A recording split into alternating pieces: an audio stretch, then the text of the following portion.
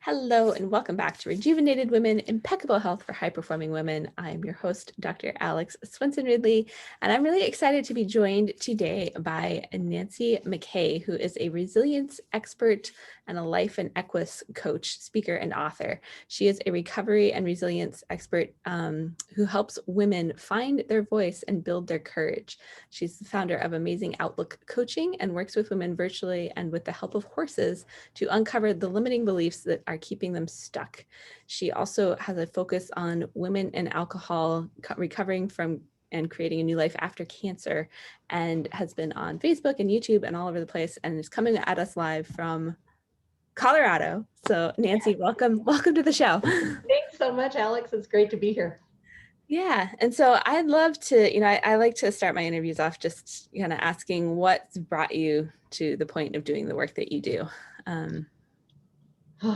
That might be a lot. That might be a little. So whatever you want to share there. The biggest thing probably is surviving cancer. And I wasn't diagnosed at a terminal stage by any stretch. I was diagnosed early stage ovarian cancer, and but late enough that I had to go through chemo. So as I went through that, I really became aware of mortality. And I was working at a job that was with a wonderful company that had great benefits, and they paid me very well, and I was miserable.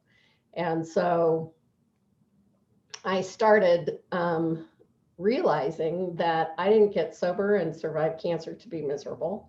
And so I wanted to do something that fed my soul. And I landed on life coaching and was training for that. And then I found equus coaching and I started training for that. And now here I am, loving every minute of it. So I retired from my corporate job a couple of years ago, and I've been coaching full-time ever since.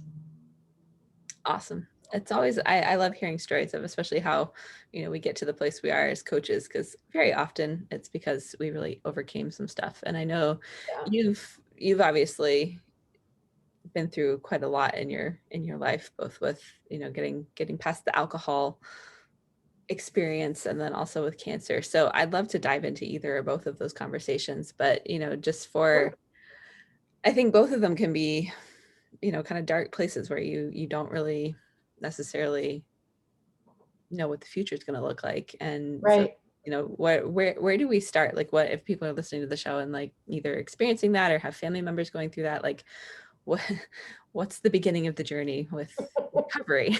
We'll say. Well, with the alcohol, I grew up in an alcoholic household, and my father was an alcoholic. My mother was a heavy drinker.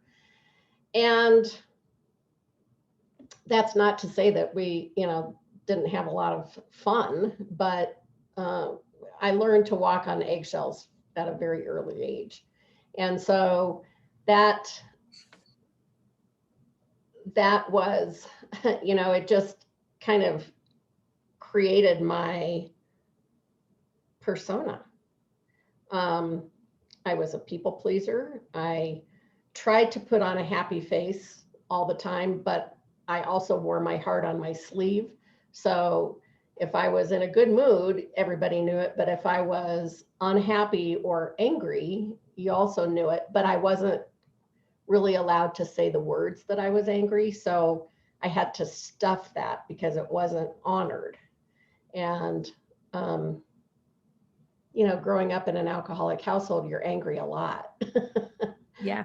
But you're not, I was never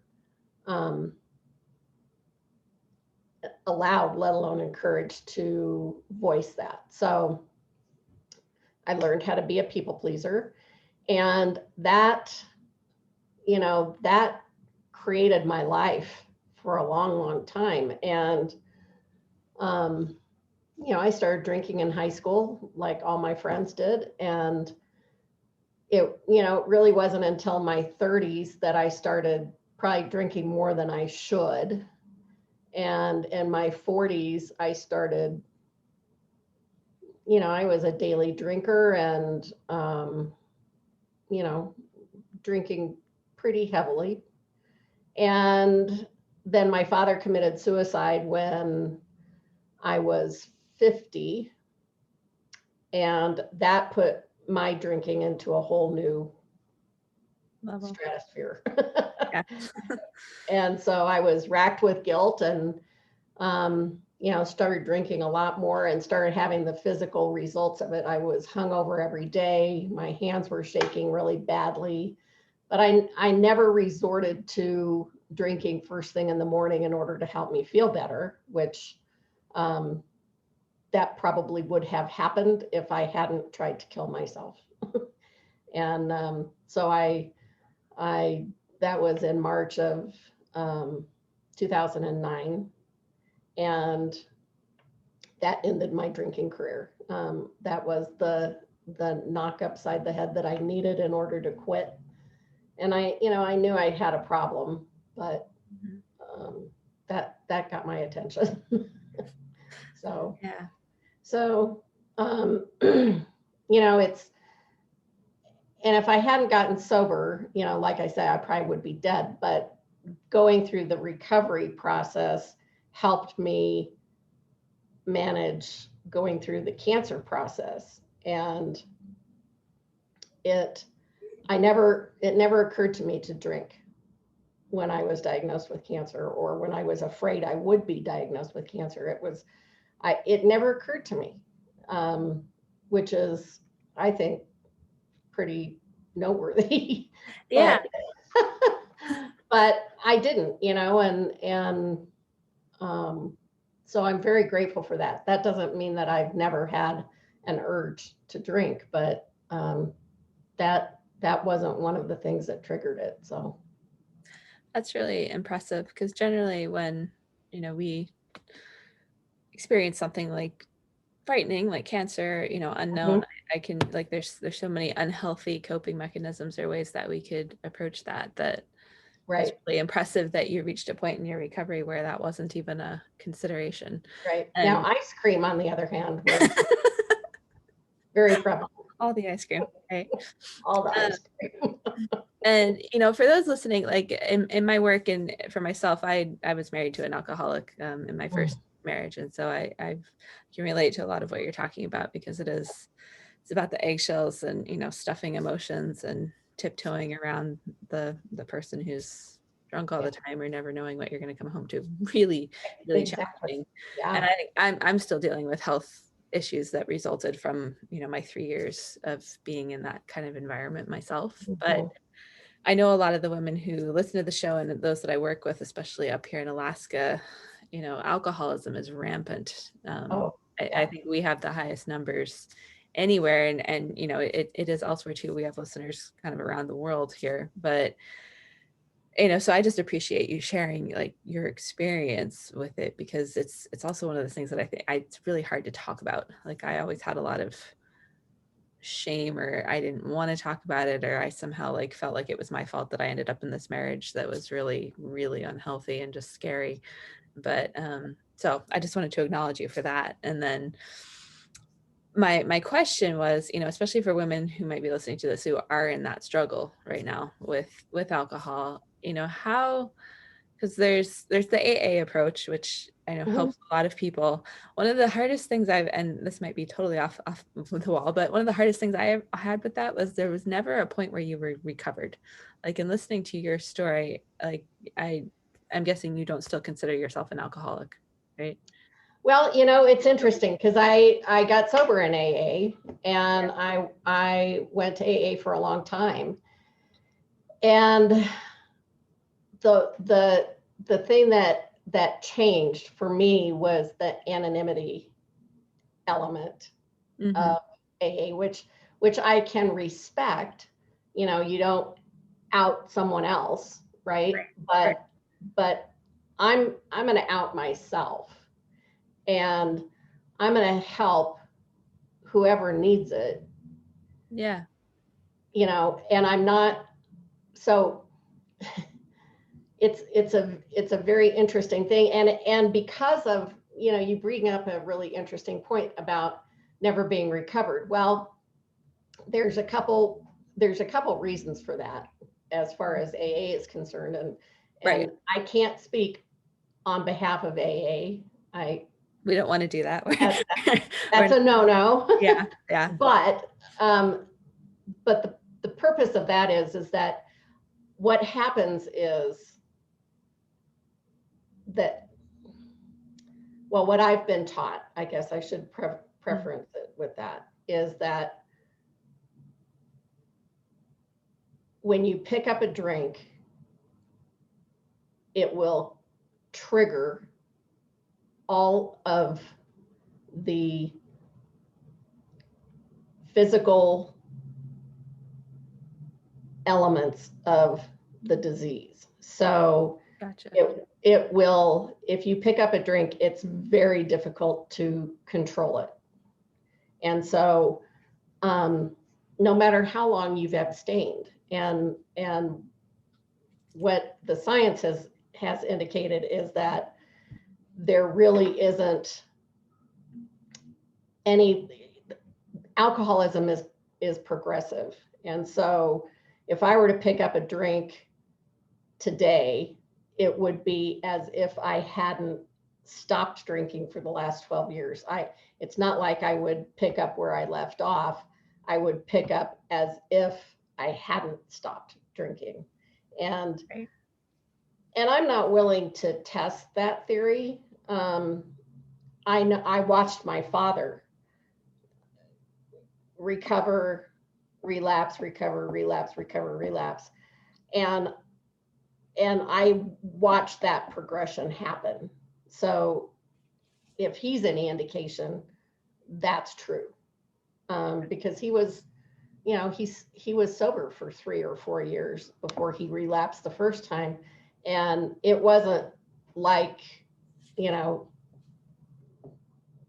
it got worse every time he relapsed. So I think there's a bit of truth, I think there is truth to that. So, and there's no guarantee that you're never going to want to pick up a drink. Right. So the consequences are astounding and can be very dangerous. So I say for myself that I'm in recovery. I don't say that I have recovered. That's not to say that I haven't recovered.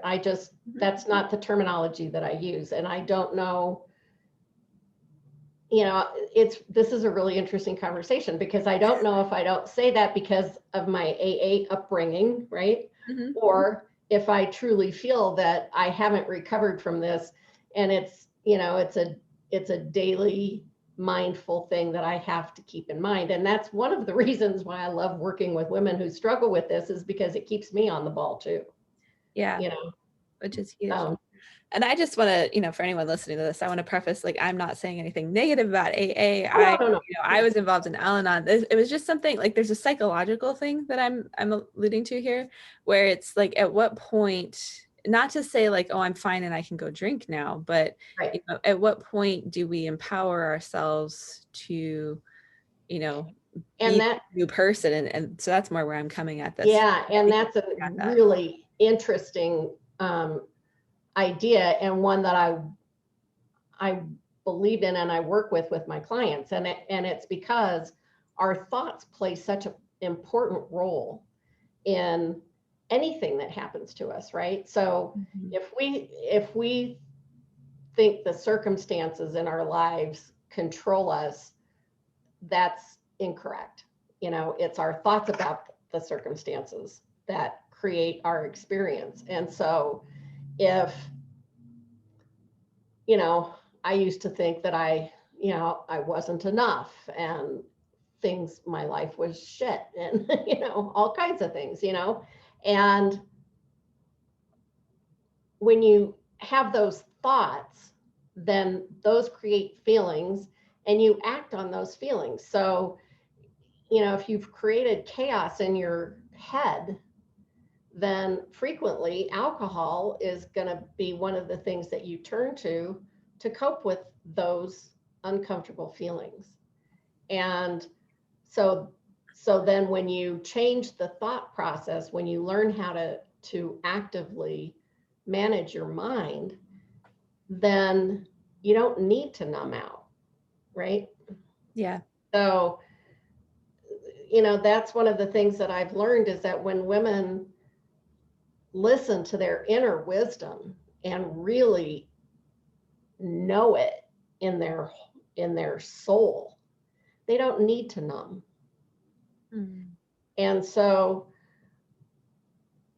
for me, you're right. You know, the thought process and our mindset plays such a huge role in any kind of addiction. You know, if you tell yourself you're an alcoholic or you're an addict, does that make you one? Right? Right. Which came first, the thought or the addiction? Action. Right. And so I really work with my clients on their thought, on their thoughts and their Yeah. mindset, and how they can listen to their inner wisdom and their bodies, and just the whole package, because it's not just it's not the bottle on the counter that's causing the problem.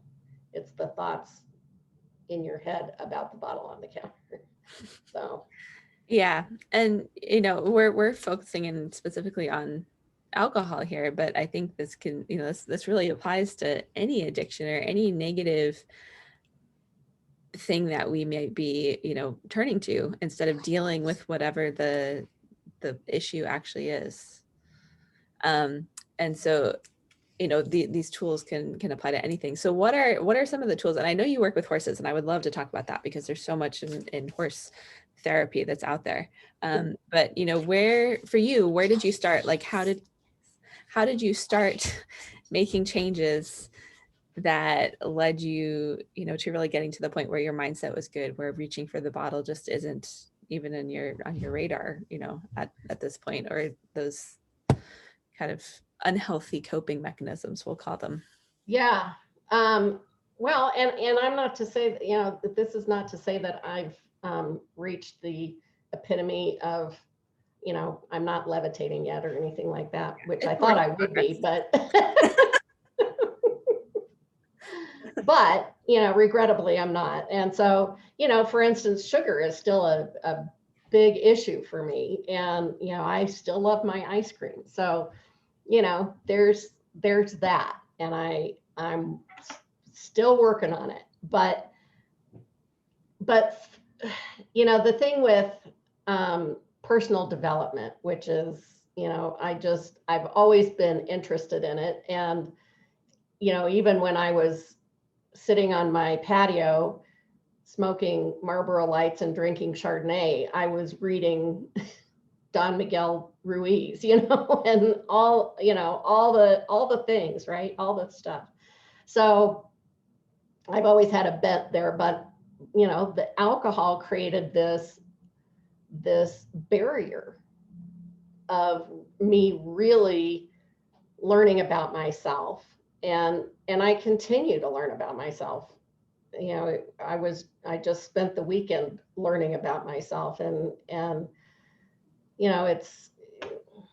there's never an end to it. It's always, we're all a work in progress. But so with the horses, I was a participant of, I was on the receiving end of Equus coaching and various modalities, I guess you could say. And what I learned was that horses reflect back to us what we're feeling, and they give us something that I think that really a human can't. I think horses are magic. And so when a horse can mirror back to you that what you're thinking, what you're afraid of, what you know about yourself to be true, when they validate that for you, it's transformational. It's absolutely transformational. And that's what they do. Because if you're not authentic with them, if you're not being truthful in yourself, you know, if you pretend, if you go into the round pen with a horse and you pretend like everything is just fine, thank you very much, when inside you're full of turmoil or incongruity, the horse won't really want to join up with you, because that they can sense that something's not right, and so they don't want to have anything to do with that. But once you get honest and real with yourself, boy, here comes the horse, and he's, you know, giving you signals that indicate that you're on the right track, or you may not like what you're finding out about yourself, but what it is true. You know, they're not just about the positivity. They're about, you know, if it's like, you know, I feel horrible about something, well, you know, you're onto something there. You know, they just know, and they give us this incredible feedback. That's really interesting and awesome. I haven't been involved in any kind of horse therapy, but I've read a lot about it and heard a lot about it. And it's just so, you know, what you're describing is, it's really a tool to see inside of ourselves, you know, and like Definitely. what a lot of personal growth and development is about. I'm on this similar, I spent like the whole weekend in these meditation courses through Mind Valley, which I just signed up to do. And they're like, Mind Valley. but I'm like going into hypnosis before I go to sleep and like, you know, retraining my brain. It's awesome. But Yeah. you know, what we're talking about here is it's another tool to really help you do that. And, you know, it might be confronting. It might be whatever it is. Like I've had to work through some ugly stuff about myself, especially coming out of my marriage. And I Right. actually jumped into an affair from there and like really had to fall hard. But what's on the other side of that is just so powerful. Like we really get to experience ourselves as who we really are. And it's Right. cool. And the beautiful thing with horses is you can get there so much faster. The transformation can happen so much quicker with horses. Why? I don't know. That's part of the magic. But it's incredible. And, you know, I've had every one of my clients has said, you know, first of all, that they've had a transformation. And secondly, they were blown away by how quickly it happened. You know, and I had one client say, you know, I got more out of this than I have in 4 months of therapy. Yeah. Well, you know, that's pretty astounding. And I have never had a client not say anything that is less than, you know, they're just amazed and blown away by these horses. You know, it's just, it's like, it's magic. It is. It sounds like it. That's really incredible. And so this is kind of a logistical question, just, you know, if people are listening and like, we have horses in Alaska, but very few and far between because it's so cold. You know, Yeah. is it something that you're able to do virtually? I haven't figured a way to do that.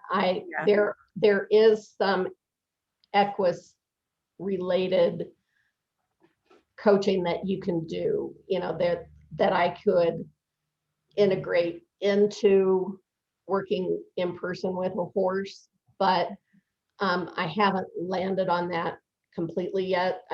You know, I need to do some reviewing and collaborating in order to really integrate that into my practice.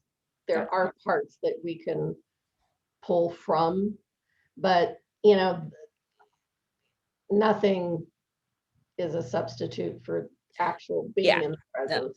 Yeah. And I didn't think so. Just with the last year and a half, I was like, have we figured this out yet? Because that was cool. But, you know, I could show videos of a session, but you know, it's going to be, oh wow, that's cool, right? But You won't have the actual feel that transformation. There's a time when you need to actually be in person still, which is encouraging to know. Oh yeah. So. And I've got appointments this week and next week and the week after. So, you know, we're coming out of it. And that's one of the nice things about being outside is, you know, we have the space and the nature and everything. And so, all of which is healing and good. right.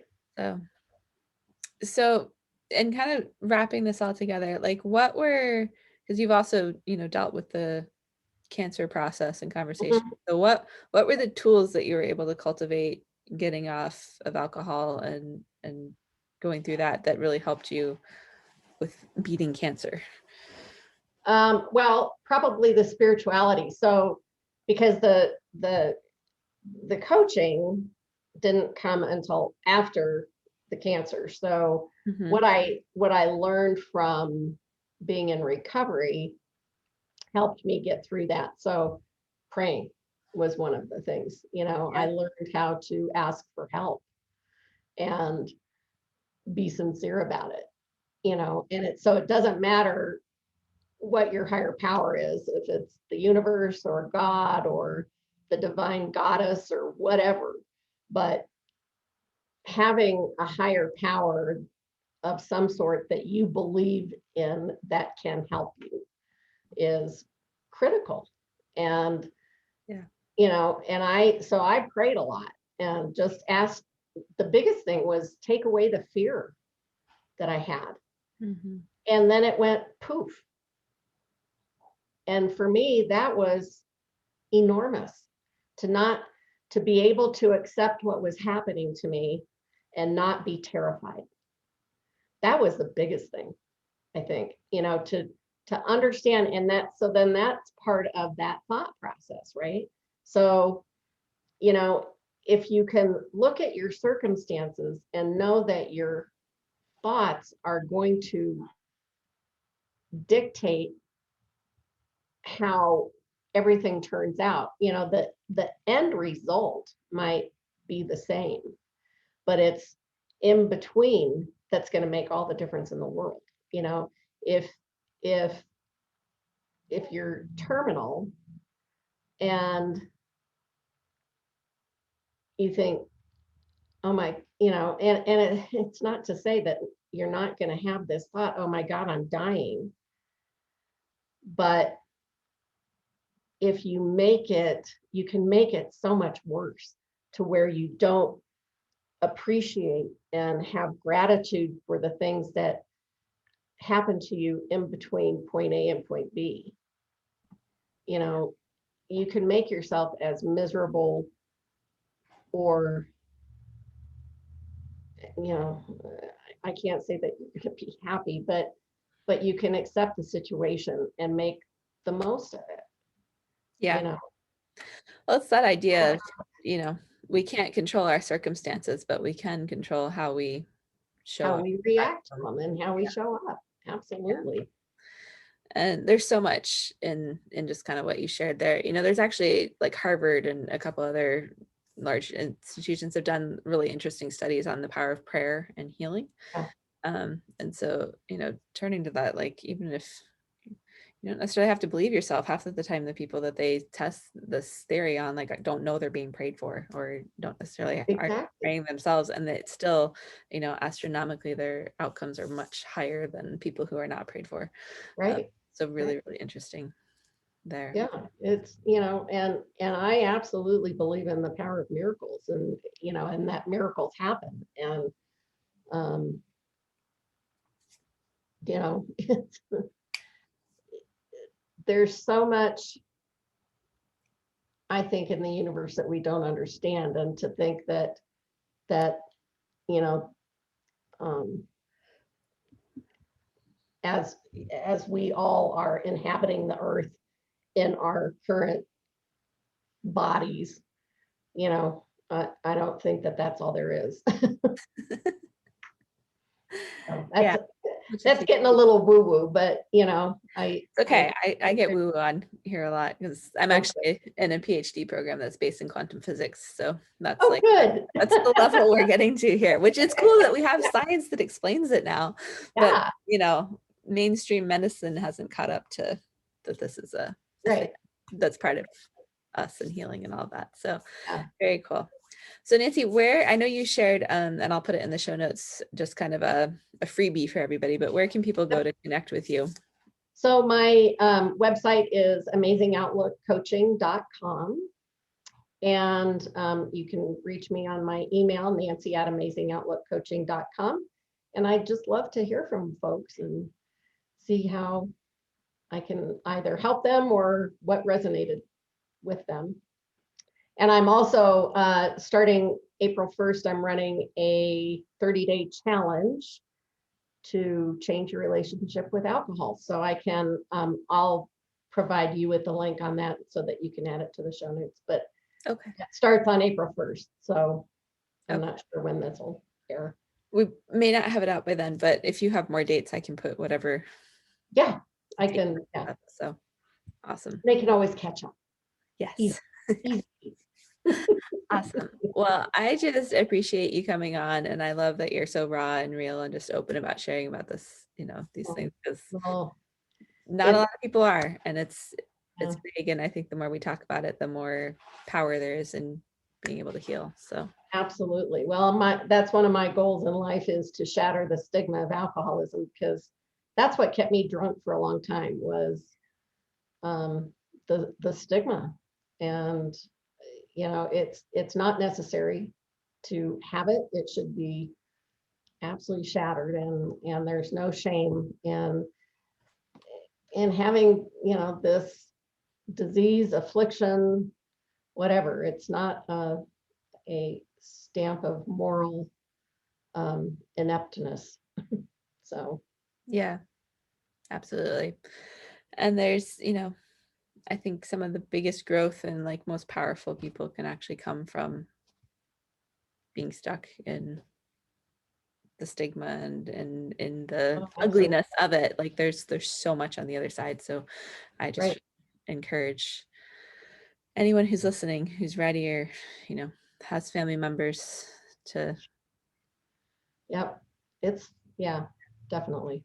There's Yeah, a way out. There's a way to feel better about all of it, no matter which side of the fence you're on. So absolutely. Yeah. Well, thank you so much again, and we will. well, thank you very much. I really appreciate it.